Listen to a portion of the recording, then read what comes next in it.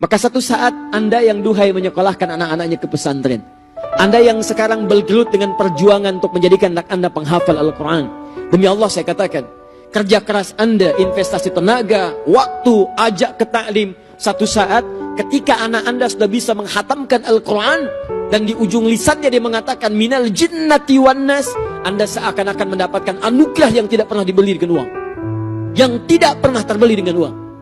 Hanya air mata yang keluar dalam diri Anda. Dan itu luar biasa. Dan kebahagiaan terbesar saat dia kemudian datang di akhirat membawa mahkota. Lantas Anda diperkenalkan kepada semua makhluk di langit dan di bumi dengan mahkota yang dilekatkan di tangan anak Anda langsung di kepala Anda.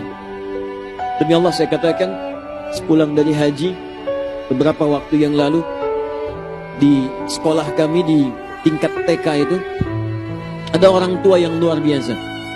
Dia punya cita-cita akhirat, bukan cuma dunia. Maka anaknya disiapkan jadi penghafal Quran.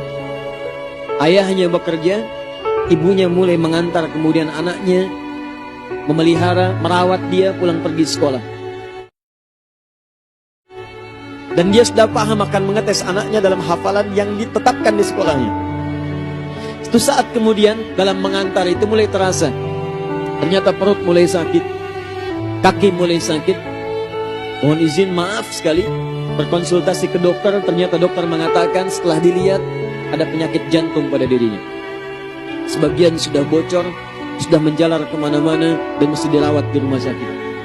Teman-teman Anda tahu, dalam sakitnya itu masih mengamati pendidikan anaknya, meminta Gojek kemudian untuk mengantarkan dia sekolah, bahkan memonitor sampai di surat apa dia kemudian menghatamkan Qurannya. Dan dalam sakitnya dia telah menyiapkan hadiah terindah untuk anaknya. Dia siapkan mainan, dia tanyakan pada guru.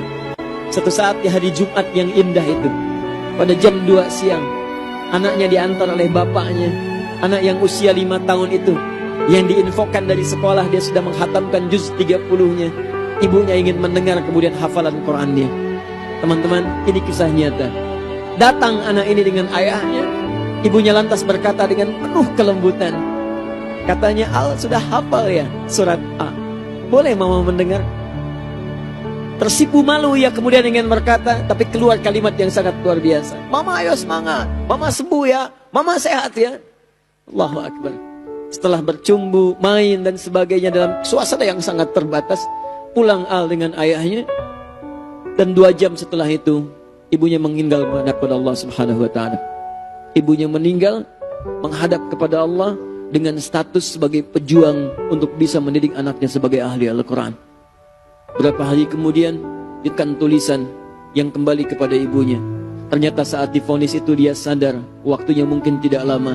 Dia menuliskan kalimat, Al, nanti kalau menyusul mama, selesaikan Qurannya ya. Kamu mesti pulang lebih baik daripada mama, dan pakaikan nanti mama mahkota saat kembali kepada Allah Subhanahu wa ta'ala.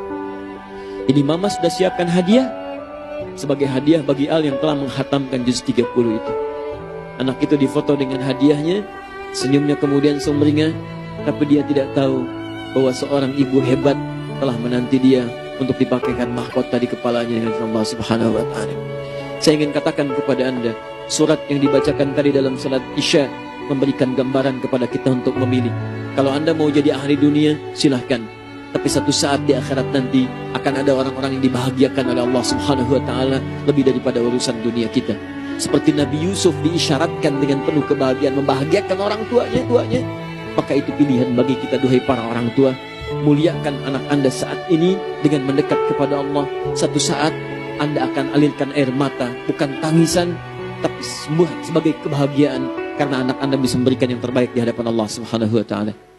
ووصينا الإنسان بوالديه إحسانا حملته أمه كرها ووضعته كرها وحمله وفصاله 30 شهرا حتى إذا بلغ أشده وبلغ 40 سنة